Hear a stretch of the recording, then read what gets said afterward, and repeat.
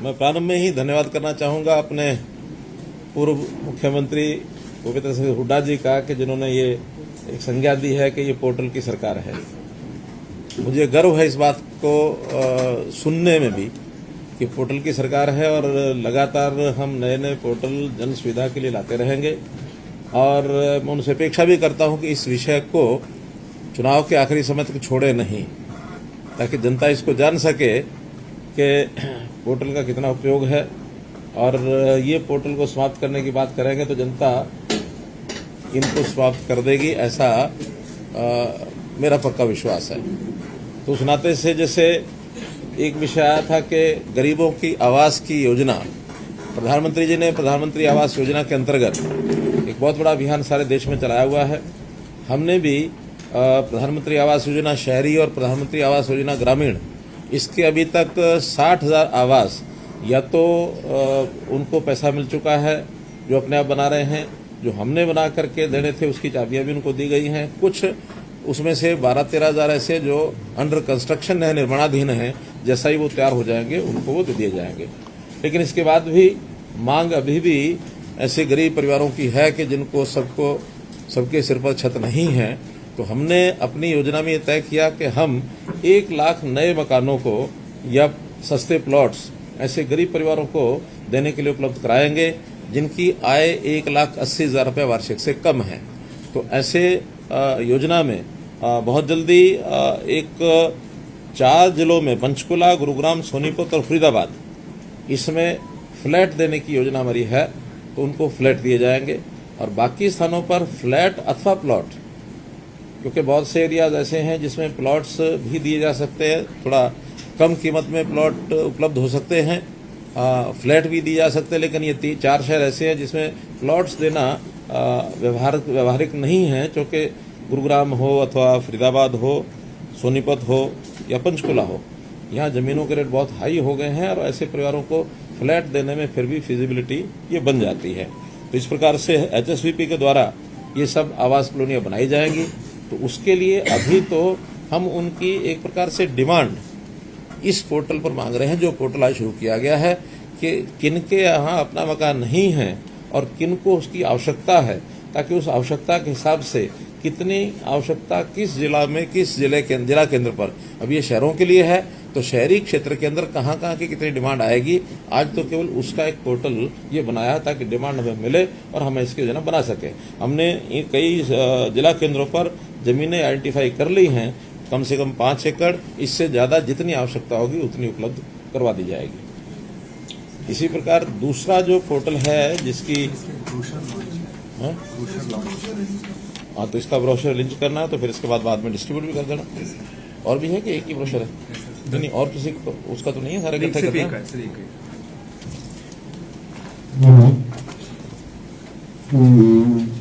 मुख्यमंत्री शहरी आवास योजना, इसका एक ब्रोशर भी बना करके हम डिस्ट्रीब्यूट कर रहे हैं ताकि पूरी योजना ये लोगों को ध्यान में आ सके।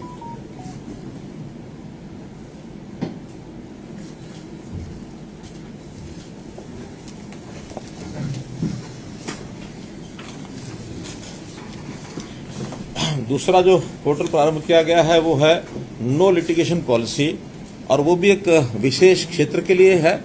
जैसे पिछले दिनों में अपने को मालूम होगा कि कासण की जो जमीन, उसका एक विवाद बहुत पुराना, मेरा ख्याल 2000, ये अधिग्रहण की सूचना इसकी कब की गई थी? 2011 में की गई थी। लेकिन लिटिगेशन चलते चलते और इस समय तक उसका फैसला नहीं हो पाया था। अब लास्ट जो सुप्रीम कोर्ट के निर्णय के हिसाब से उन्होंने कहा कि एक पॉलिसी बना करके और इनको ये जमीन जो अधिग्रहण है वो तो फाइनल हो गया था, लेकिन आंदोलन भी था और हमें भी लगा कि उस समय के रेट्स, 2011 के रेट्स और आज के रेट्स में बहुत बड़ा अंतर है। तो हमने एक नई नो लिटिगेशन पॉलिसी अपनी कैबिनेट में पास की है। उसके हिसाब से उसका एक पोर्टल बनाया है कि वो लोग जो इस पॉलिसी को अडॉप्ट करके इसमें आ जाएंगे उनको इसका लाभ मिल जाएगा। और अभी प्रारंभ में 3 महीने का समय रखा है कि 3 महीने ये जो पोर्टल खुला रहेगा, उस समय तक इसके सारे लाभ वो ले सकते हैं। लाभ के हिसाब से पहला ये है कि ये नो लिटिगेशन पॉलिसी है, जो इस पर आएगा वो आगे कहीं कोर्ट में दोबारा उसको चुनौती नहीं देगा और किसी प्रकार की मुआवजा राशि में वृद्धि की मांग नहीं करेगा। हालांकि वो सुप्रीम कोर्ट के हिसाब से कर भी नहीं सकते, फिर भी हमने कंडीशन रखी कि इसमें जो आएगा वो इन बातों को ध्यान में रख करके आएगा। और अगर पहले कहीं इस भूमि के नाते से कोई मामले लंबित हैं उनको वो वापस लेगा, ताकि आगे इस मामले को लिटिगेशन को समाप्त कर सके। इसमें जो उनको सुविधाएं दी गई हैं, जो राशि एज पर अवार्ड लगभग 90-92 लाख रुपए पर एकड़ है, एक तो वो मिलेगी उनको, और 1 एकड़ के बदले 1000 स्क्वायर मीटर का एक प्लॉट भी उनको मिलेगा। विकसित जो क्षेत्र है उसके अंदर ये आवासीय प्लॉट उनको ये मिलेगा। और उसमें जब भी पहली फ्लोटेशन हो जाएगी उस एरिया को डेवलप करने के बाद, उस समय ही वो प्लॉट उनको दे दिया जाएगा।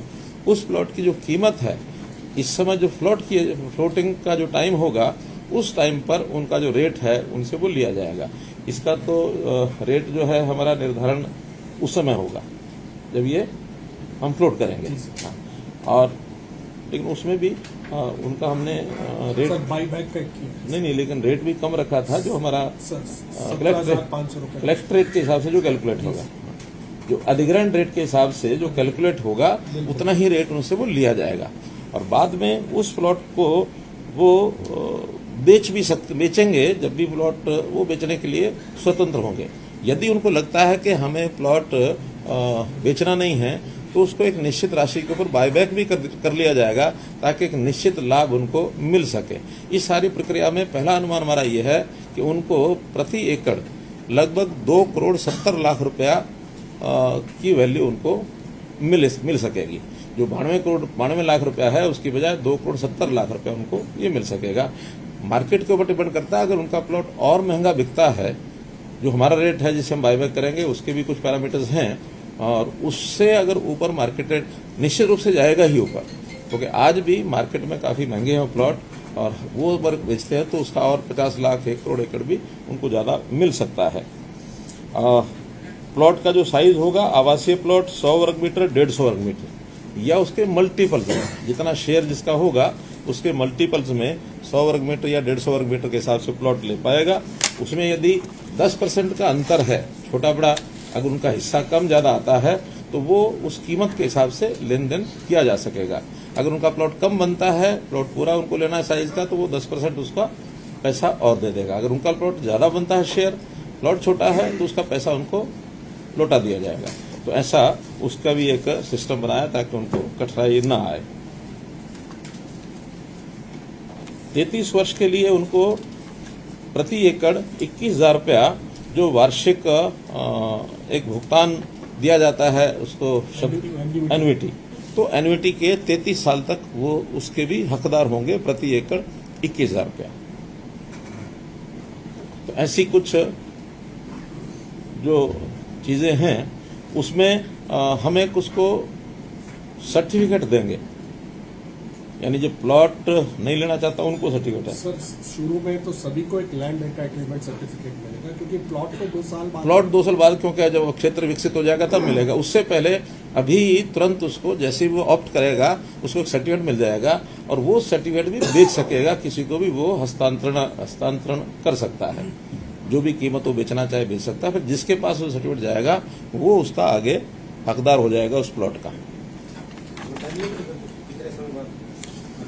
ये तो अभी जैसे ही लॉन्च करेंगे, उसके विदिन ए मंथ उनको हम सर्टिफिकेट दे देंगे। सारे अपने क्वेश्चन लिख लें, हर एक सभी, क्योंकि 6-7 टोटल हैं, तो उसका समय लग जाएगा। एक योजना हमने पहले समाचार पत्रों में जो दी है, दयालु योजना। तो उस दयालु योजना में हमने उसकी पहले सारी योजना तो बता ही दी है कि उसमें जिन परिवारों के, गरीब परिवारों के, किसी भी परिवार के सदस्य की जिसकी आयु 6 वर्ष से लेकर के 60 वर्ष तक है, मृत्यु होने पर एक निश्चित राशि उनको दी जाएगी। और वो निश्चित राशि का स्लैब है, मैं बता देता हूं। लेकिन अगर और किसी प्रकार का लाभ मृत्यु के बाद उसको मिलता है, तो वो उसमें एडजस्ट हो जाएगा। जो राशि घोषित की गई है, इससे ज्यादा कहीं से राशि मिलती है तो ये नहीं मिलेगी। अगर इससे कम मिलती है तो एडजस्ट करके जो डिफरेंस है वो उनको दिया जाएगा। लेकिन जो राशि मैं बता रहा हूं, उतनी न्यूनतम उसको पूरी कर दी जाएगी। 6 वर्ष से लेकर 12 वर्ष तक का अगर कोई बच्चा है, उसकी डेथ होती है किसी भी कारण से, तो उसको 1 लाख रुपए का एक सहायता राशि परिवार को मिलेगी। इसी प्रकार 12 वर्ष से अधिक और 18 वर्ष तक 2 लाख रुपए, 18 वर्ष से अधिक और 25 वर्ष तक उसको 3 लाख रुपए, 25 वर्ष से अधिक और 45 वर्ष तक 5 लाख रुपए अधिकतम ये राशि है। क्योंकि हम मानते हैं कि 25 साल से लेकर और 45 साल के बीच में ही जो व्यक्ति होता है वो मुख्य रूप से परिवार का पालक वही होता है। आय के साधन उसी के कारण से बने होते हैं, और इस आयु वर्ग का अगर व्यक्ति को चला जाता है तो उसके कारण से उसको जो एक सांत्वना देने के लिए ये राशि उसको दी जाएगी। और 45 से 60 वर्ष तक 3 लाख रुपए। इसमें कई प्रकार के और भी प्रावधान हैं, यानी किसी का इंश्योरेंस हुआ तो भी उसको कंसिडरेशन में करेंगे, या किसी का जैसे जीवन ज्योति बीमा योजना है, सड़क दुर्घटना बीमा योजना है, उसमें 2 लाख रुपए की योजनाएं हैं, या कोई हमारी स्कीमें हैं, मानो किसान की अलग बनी हुई है या लेबर की अलग बनी हुई है, तो किसी भी डिपार्टमेंट की योजना से जो लाभ मिलने वाला है वो इस 5 लाख के अंदर शामिल करके जो कम होगा उसको दिया जाएगा। तो आज ऐसे 563 लाभ पात्रों को ये जो हमने पहले एक बार दी है उसके समेत है। सर, हमने दी थी अबाउट 2-1 महीने पहले, और उस समय 250 के आसपास की दिए थे, और ये सर 5 और है उसके बाद की। तो इस पोर्टल के साथ हमने 200 कुछ पहले दिए है, और 563 लाभ पात्रों को आज 21 करोड़ 38 लाख ये राशि जो है आज इसमें अब इस पोर्टल के साथ ही वो रिलीज कर दी गई है, उनके बैंक्स में ये सब चली जाएगी। परिवार पहचान पत्र की बहुत चर्चा पहले होती रही है। परिवार पहचान पत्र वास्तव में एक ऐसा एक विषय बन चुका है जो गरीब परिवार के लिए घर बैठे उसकी सुविधाएं ये देता है। 397 योजनाएं और सेवाएं इसके साथ जोड़ी जा चुकी हैं कि जो भी सत्यापित जितने भी उन परिवारों की जानकारी है उसके हिसाब से उनको सब चीजें देते हैं। जैसे अभी तक जो हमारा बैकवर्ड क्लास सर्टिफिकेट था वो पीपीपी में सत्यापित जाति और जाति की श्रेणी के आधार पर उसको प्रोएक्टिव तरीके से ये पहले जारी किए जा चुके हैं। लेकिन एक केंद्र सरकार की आवश्यकता में ओबीसी का अलग से एक प्रमाण पत्र होता है। ये हमारा बीसी का प्रमाण पत्र है, वो मिलता है जिसकी आय 6 लाख रुपया वार्षिक से कम है, जो एक लगी हुई है क्रीमी लेयर। लेकिन केंद्र सरकार की ओर से वो क्रीमी लेयर 8 लाख रुपया है। तो अगर केंद्र सरकार की ओर से उनको चाहिए तो ओबीसी प्रमाण पत्र 8 लाख से नीचे है तो उनको वो जारी किया जाएगा। वो पोर्टल जो है आज जो जिसको हमने लॉन्च किया है, अभी तक इन सब तरह के जो प्रमाण पत्र दिए जा चुके हैं उसमें कुछ मैं संख्या बता देता हूँ। पिछड़ा वर्ग के लिए 4,76,000 प्रमाण पत्र अभी तक दिए जा चुके हैं। अनुसूचित जाति के 7,04,000 अनुसूचित जाति प्रमाण पत्र ये इशू किए जा चुके हैं।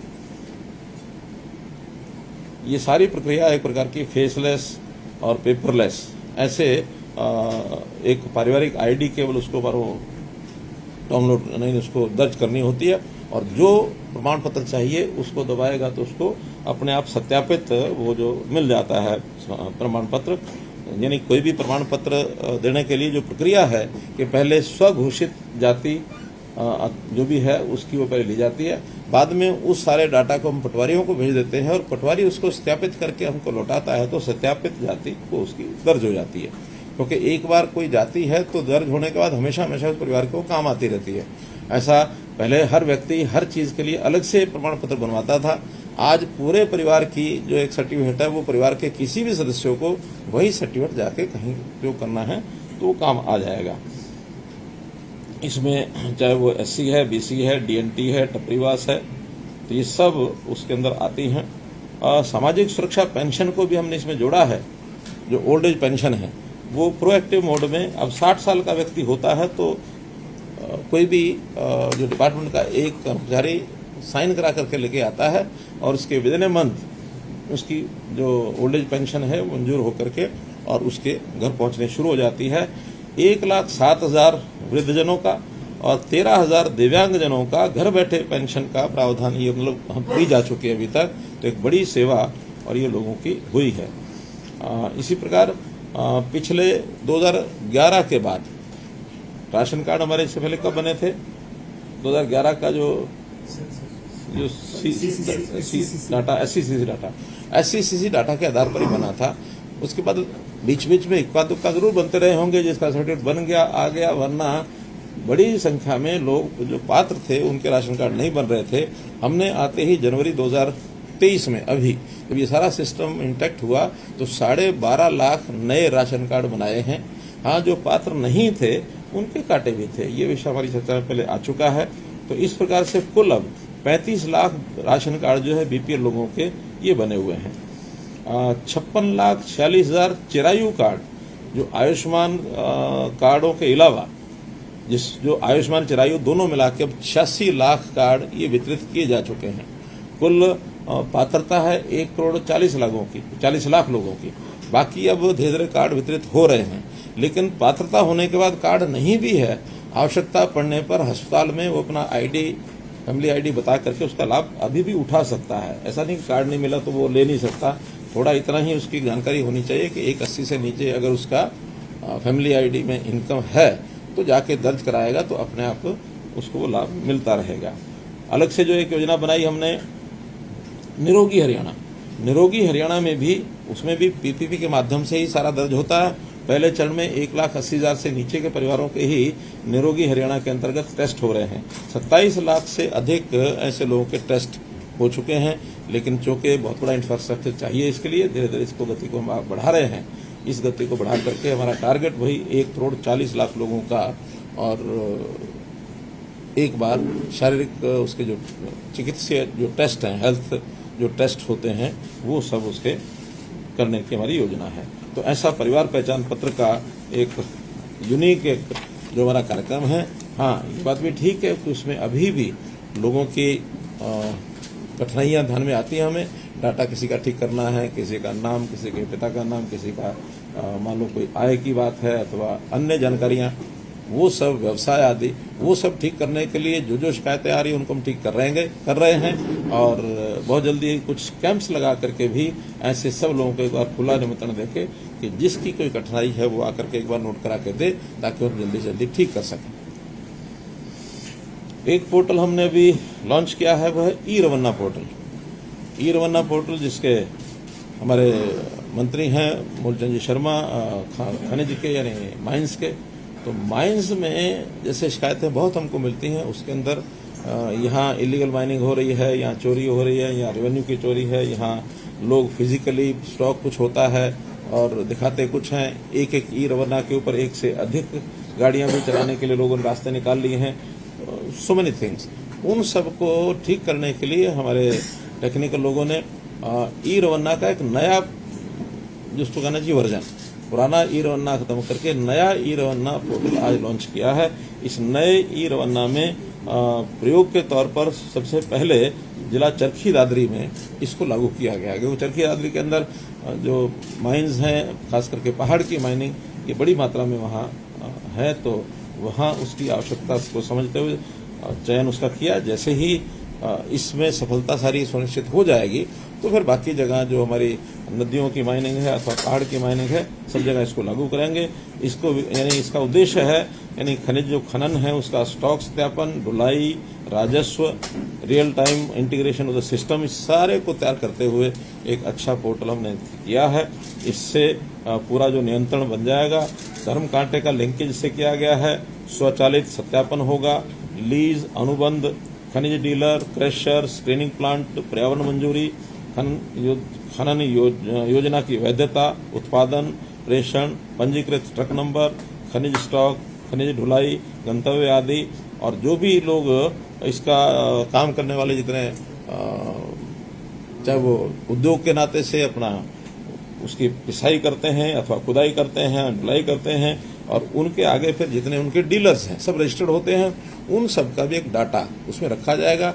और रियल टाइम उसकी जानकारी, जैसे ही कोई गाड़ी कहीं से चलती है, भरती है, तो उसकी रियल टाइम जानकारी डिपार्टमेंट को यहाँ बैठे बैठे सब मिलेगी। अंतर तो यही है कि पहले कुछ चीजों की, जैसे मैंने बताया, लीकेज हो जाती थी, वर्जन जो था वो टेक्नोलॉजिकली उतना साउंड नहीं था, और कई चीजें ऐसी हैं कि डुप्लीकेट भी उसमें हमें पाई गई हैं। एक ई-रवन्ना के ऊपर 1 से 2 बार भी ट्रक जाते हुए ऐसे पकड़े गए हैं। और ऐसी कुछ कमियां जो ध्यान में आती थी उन सबको दूर करते हुए एक नया वर्जन और ये किया है। पारदर्शिता और अधिक आई है और उसमें फील्ड के अधिकारी हों या राज्य स्तर के यहाँ अधिकारी हों या फिर दूसरे उपयोगकर्ता हैं, उन सबको इससे एक बहुत बड़ी सुविधा हो जाएगी और उसकी जानकारी हम पब्लिक ओपन भी करेंगे क्या? हाँ, आप बताएं। इसी प्रकार एक पोर्टल वो आपको ध्यान में आया होगा, वो है ई भूमि पोर्टल। जैसे हम जानते हैं कि एक बहुत बड़ा सिस्टम जमीनों को अधिग्रहण करने का, एक्वायर करने का पिछले वर्षों में ये चलता रहा है। उसमें कई प्रकार के विवाद ये सब आए हैं, बहुत से लोग उसके अंदर फंसते भी रहे हैं। हमने आते ही घोषणा की थी कि हम 1 भी इंच भूमि अधिग्रहण इस तरीके से नहीं करेंगे जैसे पहले होती रही है। बहुत कहीं आवश्यक है, लीनियर कोई ऐसा डेवलपमेंट का काम है या कोई रेलवे का काम है अथवा नेशनल हाईवे का है, वहाँ भूमि अधिग्रहण आवश्यक है। अन्यथा हमारी आवश्यकता के हिसाब से जो प्रोजेक्ट्स हैं जिसमें एक चंक ऑफ लैंड इकट्ठा चाहिए तो वो लोगों की सहमति से खरीदेंगे और अधिग्रहण जो इस समय कानून नियम है उसके हिसाब से इसलिए भी नहीं करेंगे कि बहुत से केसेस अधिग्रहण के बाद कोर्ट्स में चलते चलते जो उनकी अनाउंसमेंट आई है वो अनाउंसमेंट बहुत अनाप शनाप भी आती रही है और उसका पूरा जो भार है, अफेक्टेड लोग जो कंज्यूमर ही होते हैं, चाहे वो रहने वाले प्लॉट धारक हैं, चाहे वो इंडस्ट्री के लोग HSIDC के माध्यम से प्लॉट लेते हैं, क्योंकि जितना भी अनाउंसमेंट आएगा, नियम है विभागों का कि सारा पास ऑन किया जाएगा, कोई डिपार्टमेंट अपने पास से नहीं देगा। और उसके अंदर हमारे दोनों डिपार्टमेंट बहुत स्ट्रेस में थे, चाहे वो HSIDC है चाहे वो HSVP है। हमने उसमें से बाहर निकल करके और ई भूमि का जब से शुरू किया है, ये जो पहले जमीनें हमारे पास पड़ी थी उन्हीं का हमने उपयोग किया है। ई भूमि पर बहुत अधिक तो हमें उस समय जमीन खरीदने को नहीं मिली, लेकिन आवश्यकता के हिसाब से लगभग 1000 से लेकर 1200 एकड़ तक हम उसमें ले चुके हैं, जहाँ तक मेरी मोटी मोटी जानकारी है। हाँ, लेकिन इसको हमें गति को बढ़ाना है और गति को बढ़ाने के लिए आज हमको बड़े चंक ऑफ लैंड, चाहे वो इंडस्ट्री को बढ़ाने के लिए है, चाहे वो व्यावसायिक संस्थान है अथवा आवासीय संस्थान है या बड़े दूसरे नए शहर बसाने की बात भी आती है कभी कभी, तो ऐसे सब चीज़ों के लिए बड़ा चंक ऑफ लैंड ये हमको उसके अंदर ई भूमि के अंतर्गत लेना है, खरीदना है। मैं इसको खरीदना शब्द कह रहा हूँ, ये अधिग्रहण नहीं है, बल्कि हमारे इस डॉक्यूमेंट में कुछ लोगों ने अधिग्रहण शब्द का उपयोग किया है, इसको कृपया ना कराएं पब्लिक रिलेशन।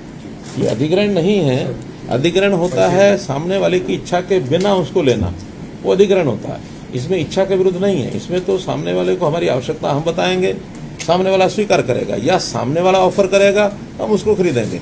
म्यूचुअल कंसेंट से जो लीज चीज होती है वो खरीद होती है। ई भूमि खरीद है, ई भूमि अधिग्रहण नहीं है। तो उस ई भूमि खरीद के लिए एक पोर्टल बनाया गया है। उसमें पहले व्यवस्थाएं जो चल रही थी उसमें कुछ नियमों में परिवर्तन करके और उसमें बनाया गया। इसमें सबसे बड़ा जो विषय है, किसान के साथ साथ एग्रीगेटर्स भी होंगे, क्योंकि किसान की जमीन छोटी होती है, 2 एकड़ 1 एकड़ 3 एकड़, वो आसपास की जमीन को जब तक इकट्ठा लेके नहीं आएंगे तो उस जमीन का हमें उपयोग नहीं होगा।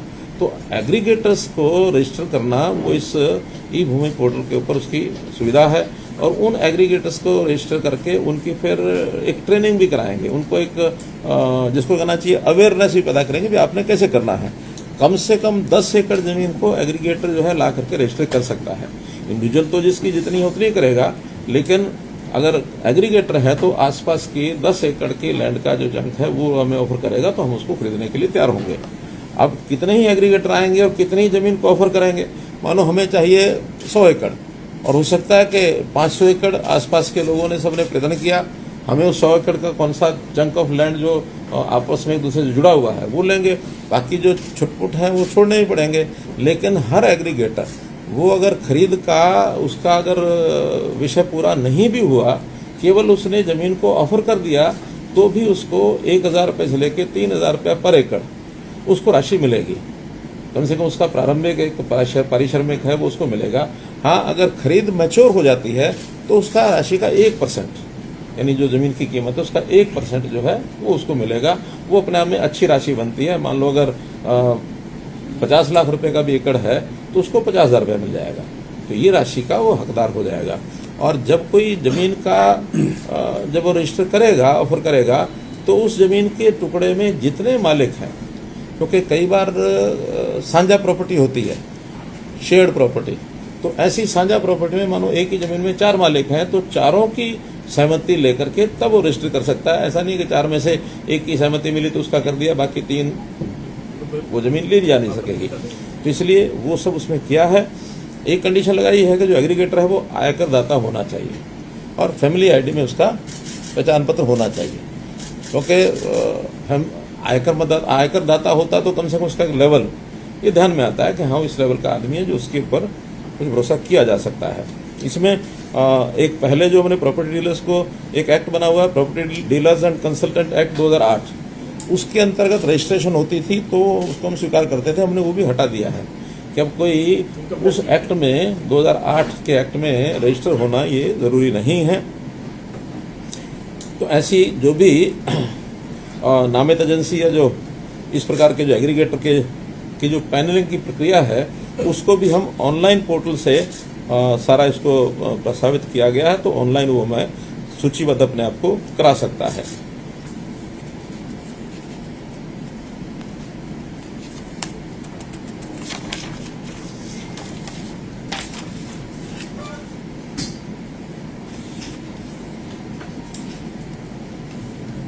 कोई व्यक्ति इस प्रकार का जो पोर्टल है उसमें कंप्यूटर पर अथवा एसएमएस के माध्यम से भी वो हमें अपनी ऑफर भेज सकता है। एसएमएस से भी वो जो जानकारी भेजेगा उसका रजिस्ट्रेशन फिर उसको ऑफर करके बाकी जानकारियां उसकी ले ली जाएंगी। जितनी लैंड हमको चाहिए, मान लो हम डिमांड करते हैं तो उस लैंड के एक चंक में अगर 70% लैंड उस प्रोजेक्ट के लिए जरूरत है, उस 70% या इससे ऊपर हो जाती है तो ही हम उसको खरीदेंगे।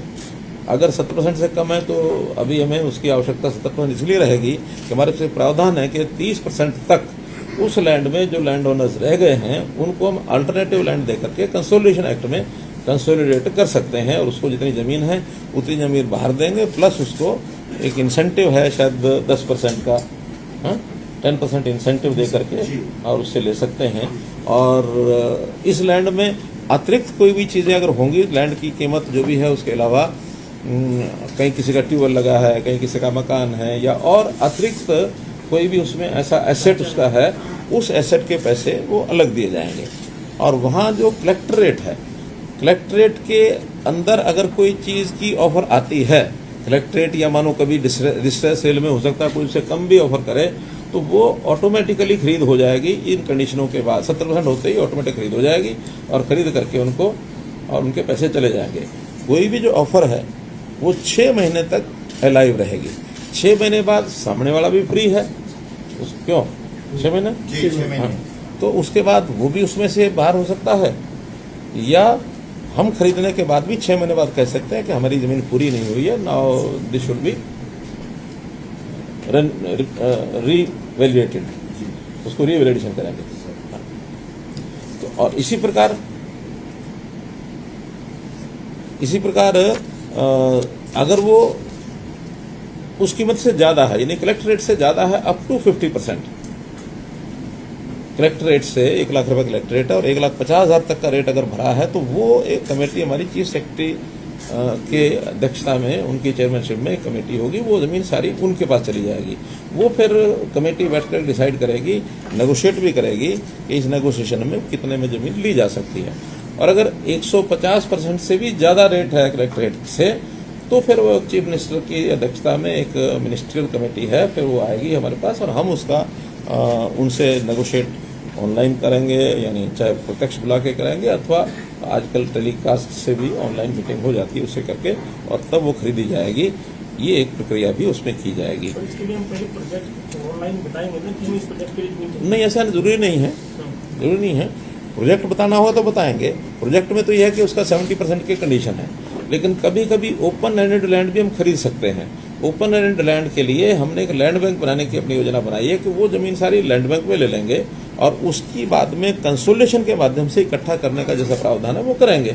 मानो कहीं किसी गांव में हमें लगता है कि बहुत छोटे छोटे भूमि मालिक हैं, किसी की 1 कनाल है, किसी की 10 मरले, किसी की 2 कनाल है और उनका वायबल खेती तो है नहीं, और कई बार तो वो लोग अपनी जमीन के हिस्से को यहाँ छोड़ करके किसी भी धो करके चले जाते हैं, बाहर चले गए कहीं। ऐसे लोगों से अगर जमीन खरीदने का हमारा कल को प्रपोजल बनता है और वो एक गांव के अंदर 100 लोगों ने हमें आधा एकड़ दे दी या 2-2 कनाल दे दी, तो बाद में उस गांव की सहमति से कंसोलिडेशन करके और हम जो है उसको इकट्ठा करके फिर उस गांव के उपयोग के लिए अथवा किसी प्रोजेक्ट के लिए वो काम आ सकती है, तो वो अलग भी ली जा सकती है। प्रोजेक्ट एक है, प्रोजेक्ट के बिना भी ओपन एंडेड पोर्टल खुल गया ना, अब तो कोई भी आदमी ऑफर कर दे इसके लिए, सब भी है। ऑफर करने में जरूरी नहीं है कि हम खरीदें। हम जब डिमांड करेंगे तो उस गांव में कर सकते हैं कि आज हमारी जो परचेज है हमने इस एरिया में ओपन की है, इसमें ये कलेक्ट्रेट है, उस कलेक्ट्रेट के ऊपर कोई भी बेचना चाहता आ जाओ। एक होती है खरीद की ऑफर कि भी किसी प्रोजेक्ट के लिए, एक है कि ऐसी डिस्ट्रेस सेल से वो बचें। कई बार उनके छोटे छोटे जमीनों पर कब्जे हो जाते हैं, कोई बेचने भी नहीं देता, उनको पड़ोसी कर लेता, भाई कर लेता, परिवार में विवाद हो गए। विवादों से बचने के लिए वो अगर एक शेयर भी देना चाहेगा, मानो सांझी प्रॉपर्टी में शेयर देना चाहेगा तो उसका शेयर भी ले लेंगे, क्योंकि बाद में तो एक कानूनी प्रावधान के अंतर्गत हम उसको कलेक्ट करके इकट्ठा करके एक जगह कर सकते हैं। तो इंडिविजुअल किसान भी अपना शेयर ये बेच सकता है। इन सारी प्रक्रिया को सुविधाजनक बनाने के लिए हमने हर जिले में एक नोडल अधिकारी ये तय करेंगे, ताकि जब भी कोई ऐसी आवश्यकता होगी तो प्रदेश अधिकारियों के साथ नोडल अधिकारी in consultation with each other वो उस प्रक्रिया को जरा स्पीड अप करेंगे। तो ये भी एक विषय इसके अंदर हमने किया है। तो एक पारदर्शी ऐसा सिस्टम जिसमें भूमि मालिक, एग्रीगेटर और विभाग ऐसा मिल करके इन चीजों को आगे बढ़ाएंगे। और मैं समझता हूं कि एक इतना पारदर्शी सिस्टम जमीन को खरीदने का मुझे नहीं लगता है कहीं और बना होगा। हम इस पर काम कर रहे हैं और धीरे धीरे एक कदम आगे बढ़ाते हुए एक पारदर्शी जिसमें विवाद ना हो, क्योंकि जमीनों के विवाद सरकार के बीच में, सरकार डिपार्टमेंट के बीच में, आपस में किसानों के, अभी आप कासन देख लीजिए, कासन का विवाद 2011 से शुरू हुआ, आज 2023 में खत्म हो रहा है, 12 साल लग गए और ये तो 12 साल में खत्म हो गया। बहुत से ऐसे विवाद हैं जो 50-50 साल से भी पेंडिंग पड़े हैं, वो खत्म नहीं हुए। हम बहुत चीजें, डिजिटलाइजेशन ऑफ लैंड रिकॉर्ड, फिर हमारा ये जो ला डोरा खत्म करना, ये जो लार्ज स्केल मैपिंग, कई ऐसी चीजें कर रहे हैं कि एक दिन ऐसा हो कि हर इंच ऑफ लैंड जो है वो हमारी रिकॉर्ड पर हो कि ये किसकी है, कौन मालिक है, कौन इसका काश्तकार है।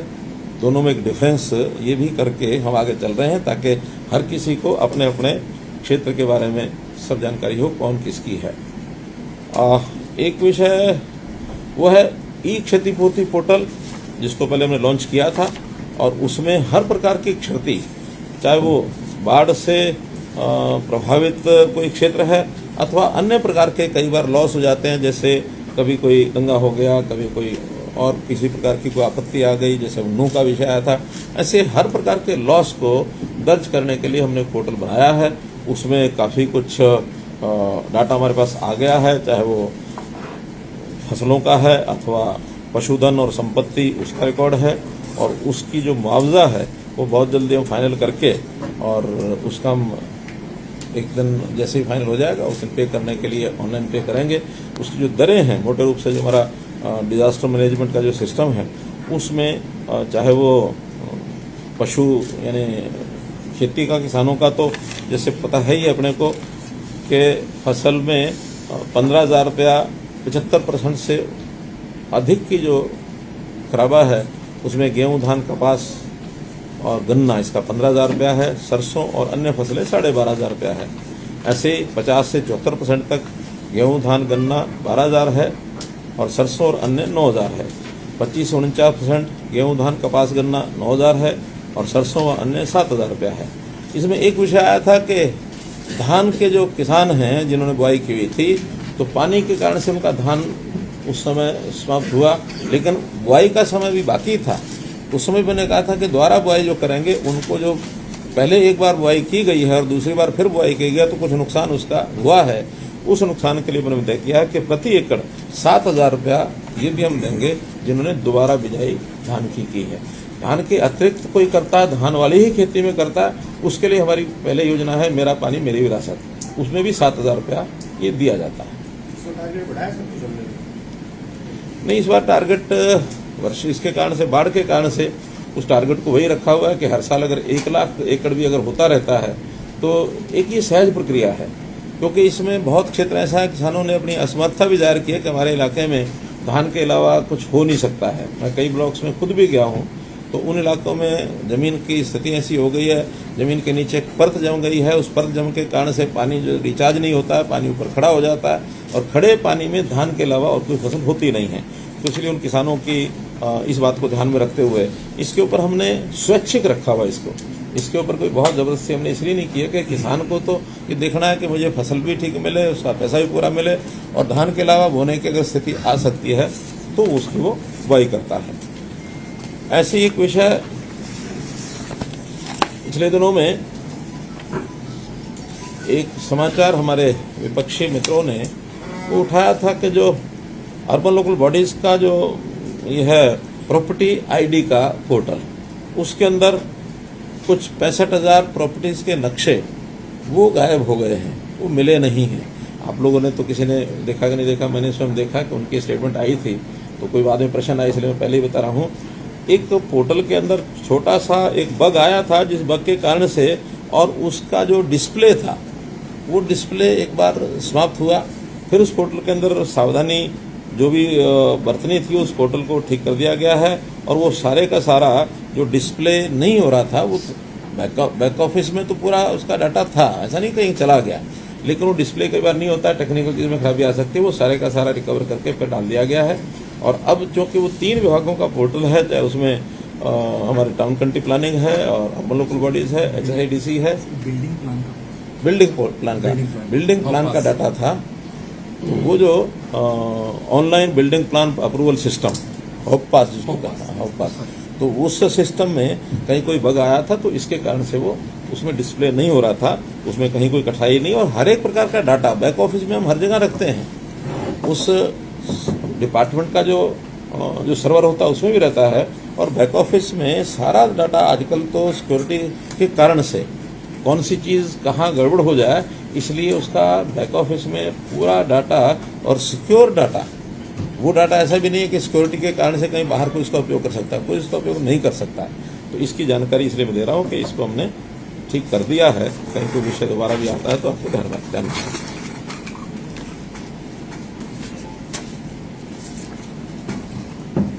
तो कुल मिलाकर के ये विषय थे और इसके अलावा जो मुझे 2-3 जानकारियां वो देनी है कि अभी पिछले दिनों में जैसे देश भर में एक बहुत ही गौरव का अपने ये विषय है कि G20 का जो लगभग साल भर जो कार्यक्रम चला, पूरी दुनिया के लोगों ने भारतवर्ष में आकर के तरह तरह के विषयों के ऊपर चिंतन किया और संयोग से दिल्ली के नज़दीक होने के कारण से हमको भी बहुत अवसर मिले।